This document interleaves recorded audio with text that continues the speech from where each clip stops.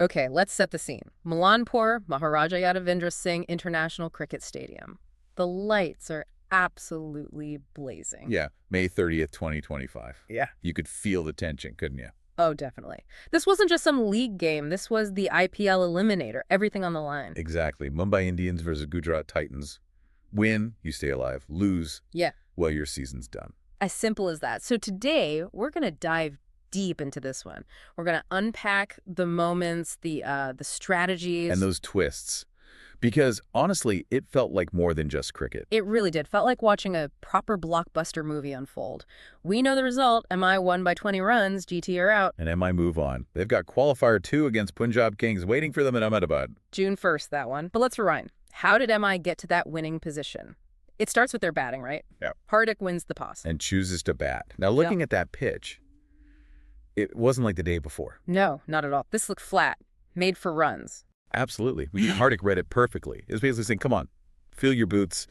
And MI, well, they certainly did. They certainly did a huge 228 for 5 on the board. I mean, that's score in an eliminator. Yeah. That's immense pressure straight away. And crippling pressure, almost. And the start they got was just explosive. Led by Rohit Sharma, turning back the clock, 81 off 50 balls, brilliant innings. But, you have to ask, how did he even get going? Because he survived 2 drops early on. I know. It was unbelievable, wasn't it? Coetzee dropped one, maybe a bit tough in the deep. Okay. But the one Mendy's dropped. The debutant keeper. Off Siraj. Oh, boy. Feet forward chance against Rohit Sharma. You just can't do that. It felt like GT just handed them free runs. Like free passes, yeah. And Jonny Bairstow, the new guy, he made them pay instantly. What an impact. 47 off just 22 balls. Just walked in and went absolutely ballistic. We knew he had some form for Yorkshire, but this was just, wow. Pure assault.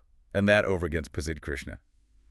Goodness me. Brutal is the word. 26 runs hammered. 3 sixes. 1 pull, 1 straight.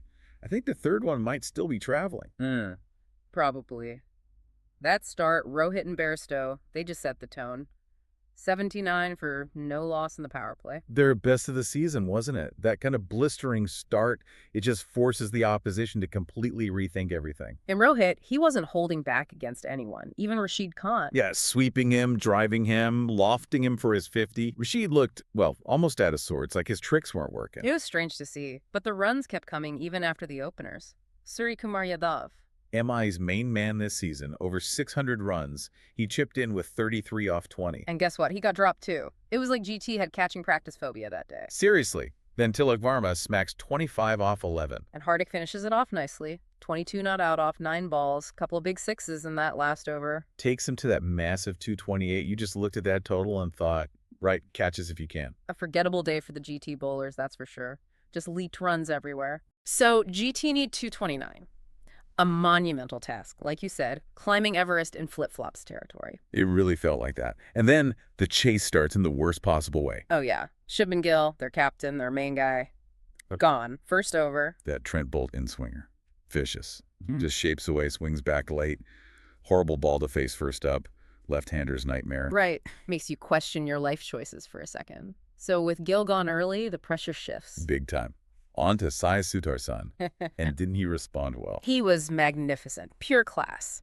80 runs off 49 balls. Yeah. In a game full of just power hitting, his elegance really stood out, finding gaps, placing it perfectly. He's had a brilliant season, hasn't he? Over 750 runs. He really has. And he got a bit of support, too. Kusal Mendy's 25 on debut. Before that bizarre dismissal, the hit wicket off Sander, you don't see that often, especially on debut in a playoff. Hilarious in a way, but then Washington Sundar came in and played a blinder. Oh, absolutely crucial innings. 48 off just 24 balls, really quick runs. He gave them real momentum, didn't he? That over where he took 18 off Bolt.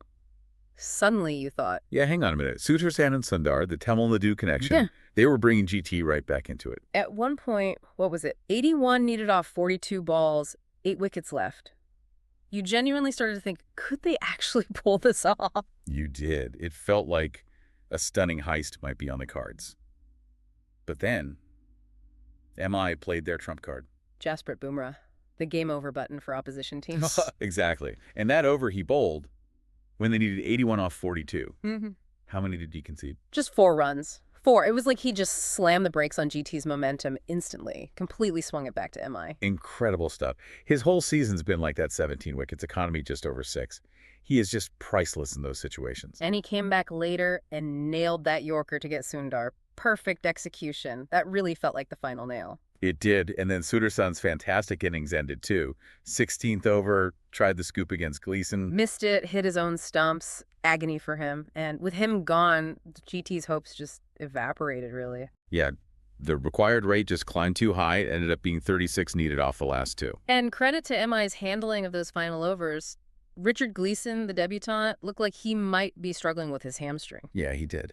But Suryakumar Yadav, captaining in the field, backed him.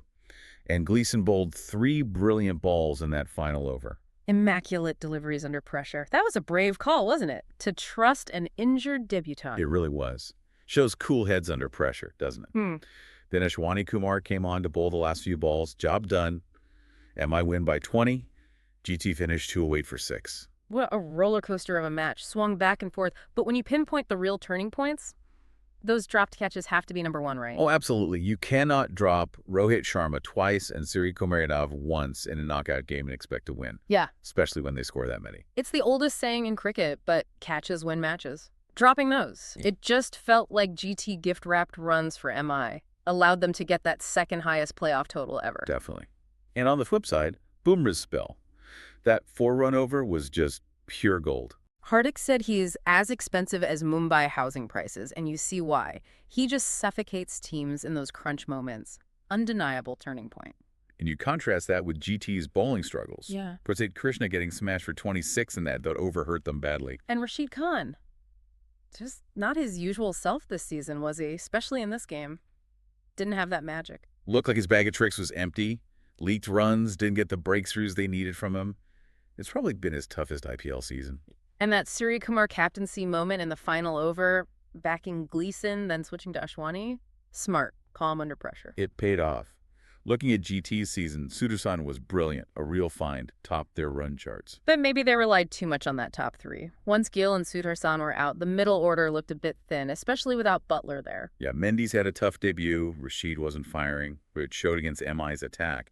And remember, they lost a couple late in the league to drop to 3rd, which put them in this eliminator situation. Those little margins, as Hardik said afterwards, a dropped catch here, a brilliant over there, a brave decision, they all add up. They absolutely do. And those margins meant MI kept their season alive. So they move on. Qualifier 2 against Punjab Kings. Ahmedabad, June 1st. Big game. Huge. The winner goes to the IPL final. Where RCB are already waiting. They booked their spot by winning Qualifier 1 against Punjab, didn't they? That's right. Jitesh Sharma played a blinder for them against LSG earlier, and they carried that form through. So RCB are in the final on June 3rd at Narendra Modi Stadium. Now, here's the interesting thing for MI. They finished 4th in the league, 8 wins, 6 losses. But all 5 of their previous titles Came when they finished in the top 2. Every single one. So this is uncharted territory for them. Can they actually do it from 4th? Win 2 knockouts back-to-back? It's a massive ask, especially against Punjab Kings, who top the table. Shreyas Iyer's side will be tough to beat in Ahmedabad. It sets up a fascinating contest. And looking back at the whole 2025 season, what a ride it's been. Started way back in March. Then that mid-season suspension, the India-Pakistan situation, May 9th to 17th. That was a tense time.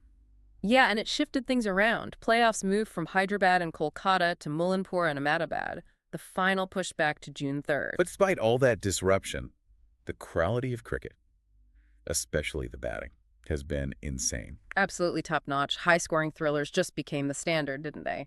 RCB chasing 228, MI scoring 228 here, GT conceding 225 plus 3 times. Bowlers must feel like they're just turning up to get hit sometimes. It's been a batter's paradise. But credit where it's due, the top 4, Punjab, RCB, GT, and MI, they navigated all that craziness and earned their spots fair and square. Yeah, Punjab deservedly topped the league. RCB had that amazing late run. And GT and MI gave us this, well, unforgettable eliminator. It really was more than just runs and wickets, wasn't it? It was about heart, strategy, those moments you just don't forget. Human error, flashes of genius. MI found a way. They handled the pressure when it mattered most, capitalized on GT's mistakes. Now they face another massive test against Punjab. It's going to be absolutely captivating to see how that plays out. And as you think back on this incredible match, a game that swung on tiny margins, big hits, and crucial moments, maybe ask yourself this.